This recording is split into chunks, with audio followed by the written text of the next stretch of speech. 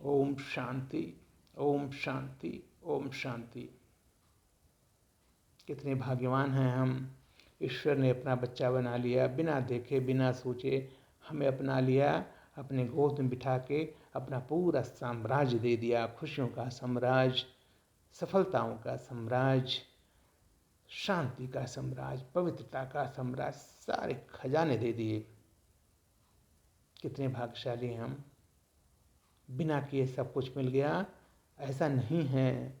हमने पूर्व जन्म में या इस जन्म में इतनी भक्ति की है कि भक्ति का फल ज्ञान हमें मिला और उसके स्वरूप परमात्मा हमें मिला। हमेशा इस नशे में रहिए।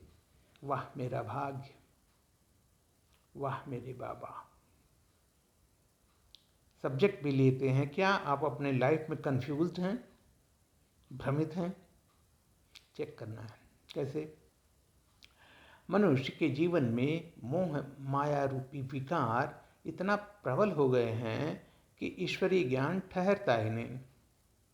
अच्छी बातें करो, सत्संग की बात करो तो मनुष्य टाल देता है, क्योंकि उसके ऊपर बुद्धिमान बुद्धि में जो ईश्वरीय माया, जो मायावी, जो सांसारिक मायावी जो शक्तियाँ हैं, मोह माया लोभ, ये सब भरे पड़े हैं।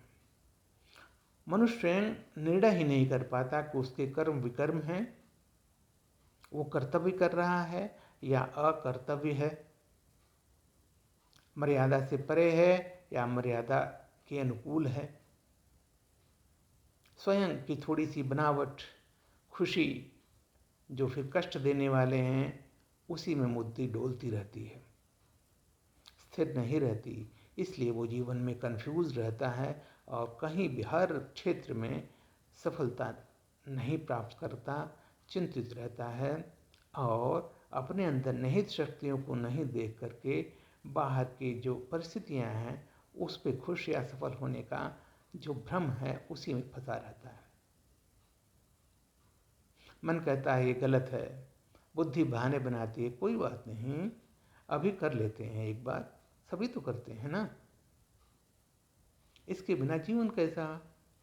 मैं अकेला थोड़ी हूँ, कौन देख रहा है? ये तो चला आ रहा है, परंपरा है। ये सभी बहाने उसकी खुद की कमजोरी है जो उसको जीवन में सफलता के मार्ग से पीछे खींच रहे हैं। ध्यान रहे,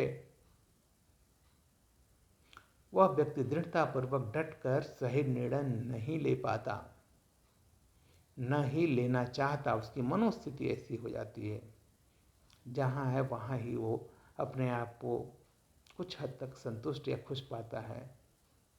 ये जो है, आदमी एक जगह आकर के अपने जीवन में संतुष्ट हो गया, रुक गया, तो मंजिल कैसे मिलेगी, उन्नति कैसे होगी?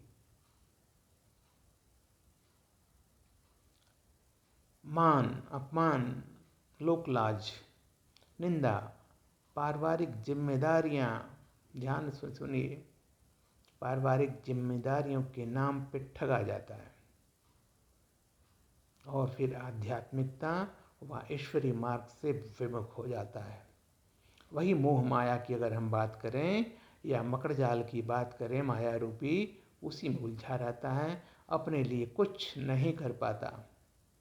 समय, उम्र, जिम्मेदारियां, इन दलदलों में जो है फंसा रहता है, इससे बाहर नहीं निकल पाता, बनावटी जीवन जीता है।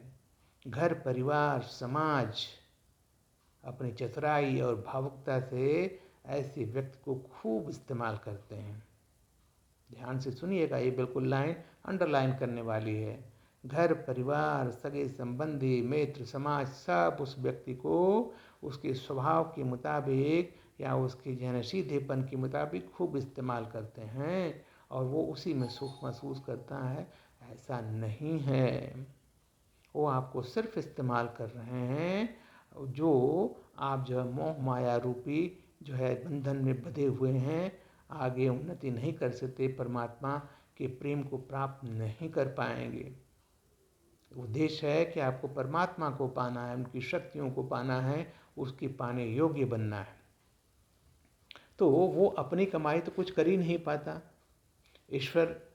ईश्वरीय ज्ञान प्राप्त नहीं करने देता। ये सब बाधाएं घर गृहस्थ समाज में रहते मनुष्य को अपना ध्यान तो रखना चाहिए, परिवार का भी ध्यान रखना चाहिए, लेकिन जितना ज़रूरी है और जब तक ज़रूरी है तभी तक। इस चीज़ को समझिए, ये भी अंडरलाइन करने की बात है।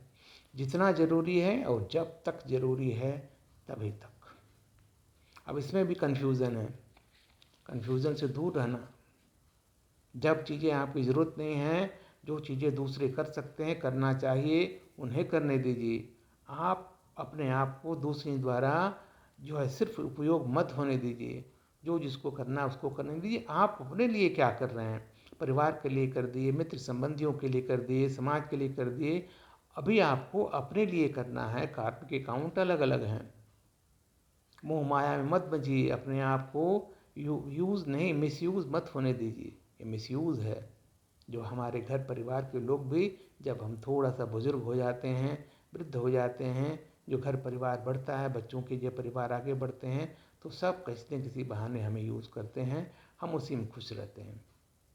जिम्मेदारियाँ को समझिए, अपने जीवन को समझिए। आपको क्या समझना है? आपको ये सोचना है कि अब परम पिता परमात्मा डायरेक्टर बन करके इस सृष्टि के विराट नाटक का संचालन कर रहा है, जो सत्य है। सृष्टि का ये जो विराट रंगमंच है, सृष्टि का जो रंगमंच है विराट बेहद, उसमें स्वयं परमपिता परमेश्वर धरती पर आ करके उसका डायरेक्शन दे रहे हैं, हमें बता रहे हैं आपको अपना पार्ट कैसे प्ले करना है। हम यानी हर एक आत्मा इस नाटक के हीरो हैं। हीरो जैसा कार्य करना है, विलन नहीं बनना है। तो पूरी क्षमता से श्रेष्ठ पार्ट प्ले करना चाहिए। जो डायरेक्टर प्रभु को पसंद आए, तारीफ हो हमारे कर्मों की, हमारे रोल की। हमारा यही पार्ट, कर्म हमारी कमाई है और यही बुनियाद है हमारे अगले जीवन की। इसी से हमारी सफलता असफलता तय होगी, तो उन्नति का मार्ग भी प्रशस्त होगा, जिससे हमें परमात्मा मिलेंगे, परमात्मा की शक्ति मिलेगी, सद्गति मिलेगी और उनकी शक्तियों पाकर हम भी अन्य आत्माओं को अपने जैसा बना पाएंगे। इसलिए परमात्मा के डायरेक्शंस पर चलें, दृढ़ता से, सच्चाई से अपना जीवन सफल करें।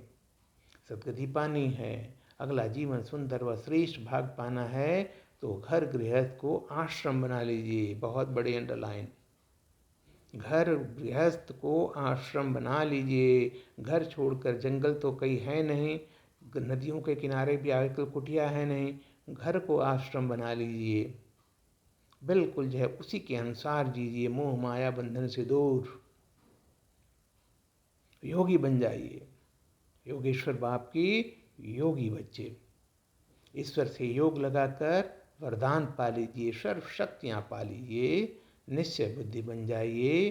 परमात्मा पर धन, मन, धन, बुद्धि बिल्कुल निश्चय होकर, खुश होकर के अर्पित कर दीजिए और फिर परमात्मा के डायरेक्शंस पर जो जितना जैसे ज़रूरी है उसको करते रहिए। ज्ञान अर्जन करते रहिए, ईश्वरीय ज्ञान के लिए तत्पर रहिए। योग, परमात्मा से जुड़ना है। राम राम बोलने से कुछ नहीं होगा। परमात्मा को यहाँ पर आत्मा से, परमात्मा से जुड़ना है। योग के द्वारा, मेडिटेशन के द्वारा, जो यहाँ पे ब्रह्म कुमारी संस्था के लोग बखूबी सिखाते हैं, और उस योग में आपको परमात्मा के दर्शन हो जाते हैं, परमात्मा के वरदानों की अनुभूति हो जाती है, आपको परमात्मा के डायरेक्शंस मिल जाते हैं, जो आपकी उलझने हैं, परेशानियां हैं, उसका उत्तर मिल जाता है। इसमें कोई भी भ्रम नहीं है। भ्रम करोगे तो कुछ नहीं मिलेगा। देख लो, अपना लो, प्रत्यक्ष पालो ईश्वर को।